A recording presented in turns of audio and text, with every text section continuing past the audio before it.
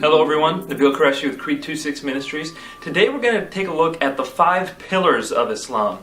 Now, Islam stresses that Muslims have duties to perform to God, and these duties are so important that 5 of them are given the title pillars of Islam, as in foundational supports to Islamic belief and practice. These 5 pillars are the Shahada, Salaat, Zakaat, fasting, and Hajj. Let's take a look at these one by one. The first pillar, the Shahada, is the central proclamation of Muslims. La ilaha illallah Muhammad Rasulullah. There is no God but Allah, and Muhammad is his messenger. You might be saying, Nabeel, this is a belief. Well, yes, it is a belief, but the proclamation is extremely important. And we find this proclamation being given early on in a Muslim's life, so early that, in fact, many babies hear it the moment they're born from their fathers or their caretakers. And many Muslims are urged to say it right before they die as a means of gaining entrance into paradise. You will find the Shahada throughout the Muslim world, on mosques, over doorways, in amazing calligraphy such as this piece that you see here. And you'll also see it on flags. For example, the flag of Saudi Arabia has the Shahada in it. Many jihadis will use the Shahada on their flag. And Hamas, for example, has the Shahada on their bandanas, their flags, etc. And so the Shahada has a very prominent position within the Muslim world, and you'll see it virtually wherever you go. Another thing that you should know about the Shahada is that proclaiming it is the requirement to become a Muslim. If you say these words and believe them, then you are a Muslim. Muhammad says in Sunan Abu Dawud, number 2526, that this is a sufficient condition for becoming a Muslim. Anyone who says these words, there is no God but Allah, in fact just the first half to Shahada, anyone who says those words is a Muslim and cannot be excommunicated for any sin he commits. Now, with such a central place in Islamic theology, you'd expect the Shahada to be found in the Quran at least somewhere. Where in fact it's not. The Shahada is not found in the Quran as it is found today, but its constituent parts are found. Chapter 3, verse 18 of the Quran says repeatedly that there is no God but Allah, and also chapter 33, verse 40 of the Quran says that Muhammad is his messenger. Together this forms the Shahada. The second pillar in Islam is the Salaat, the 5 daily prayers that Muslims offer to Allah every day. Now, this isn't prayer in the Christian sense, where form doesn't quite matter as much and you get to petition God and come up with words on your own as you see fit according to the occasion. Muslims have a very ritualized manner of praying, and that includes ritualistic preparation for prayer, which is washing up and saying certain prayers, etc. I recall as a Muslim waking up in the morning and praying the Fajr prayer, and as the day progressed, the Zuhr, Asr, Maghrib, and Isha prayers as well. That was here in the United States. In the rest of the world, the adhan, or the call to prayer, often wakes people up early in the morning, and it's also the end of the workday in many places when the adhan is given for Asr prayer. In addition to affecting the daily calendar of Muslims, Salat also affects the weekly calendar. Chapter 62, verse 9 of the Quran says that on Friday, the Sabbath day, Muslims are to hasten away from their business in order to go pray.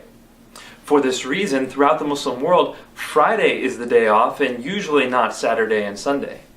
Now, I have mentioned that there are 5 daily prayers, but if you read the Quran carefully, only 3 are listed. But as we know in Islam, sola scriptura is not their motto, and so development in hadith literature and in seerah literature of 5 daily prayers is the basis for the Muslim practice of praying 5 times a day.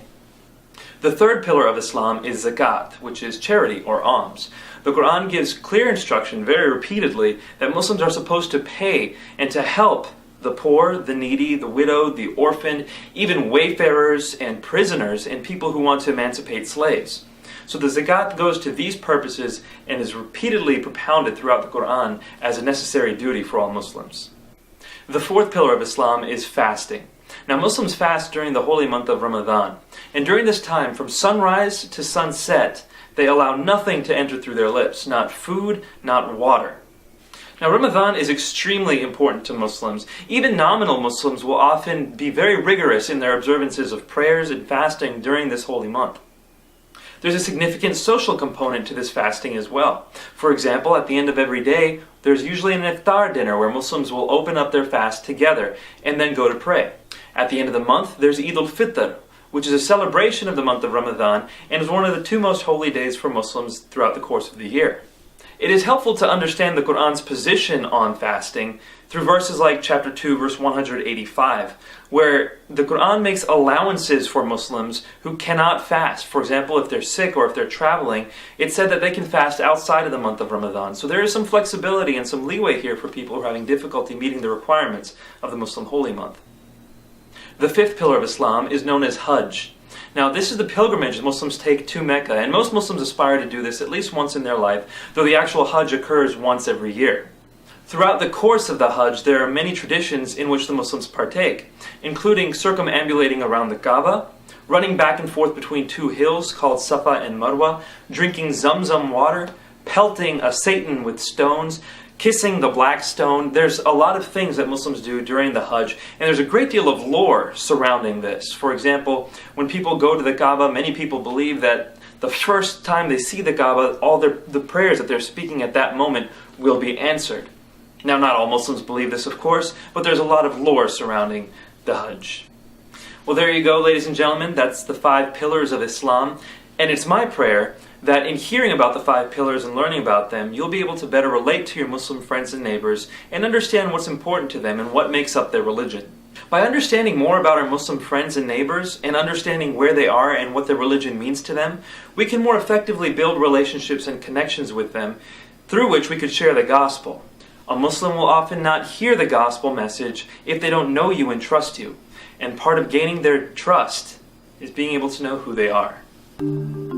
So I thank you very much for stopping by our website today. Please stick around so you can learn more about Islam and Christianity. God bless you all.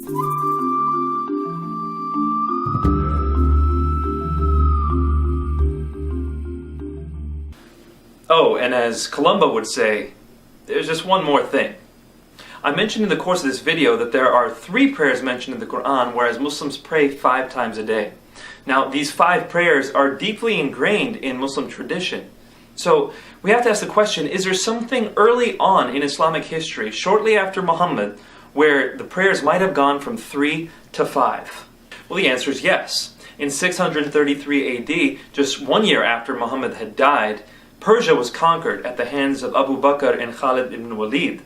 One of the major religions in Persia is Zoroastrianism, and Zoroastrians prayed 5 times a day, in the exact times that Muslims pray now. But it is possible that Zoroastrianism had an impact on Muhammad before the conquering of Persia. For example, Muslims pray in a specific direction, just like the Zoroastrians do. They do certain ritual washing before these ritual prayers, just like Muslims do. In fact, the pagan influence on Islamic tradition extends beyond the times of the Salaat. The traditions I told you about during the Hajj, for example, running back and forth between Safa and Marwa, circumambulating the Kaaba, kissing the black stone, these were all things that pagans did before the coming of the Muslims. Jews and Christians probably also had an effect on the foundations of Islam. For example, chapter 2, verse 183 says that fasting in Islam is a continuation of what people believed and practiced before Islam, probably the Jews and Christians. Now, Muslims will argue that all these traditions trace back to Abraham, but there is no evidence for that outside of the Hadith literature. In sum, well, it's up to you what you think about the origins of the 5 pillars of Islam. It's helpful to be able to share something with our Muslim friends, though, that they might not know. And so this little tidbit at the end of the video is just for you. Thanks for sticking around.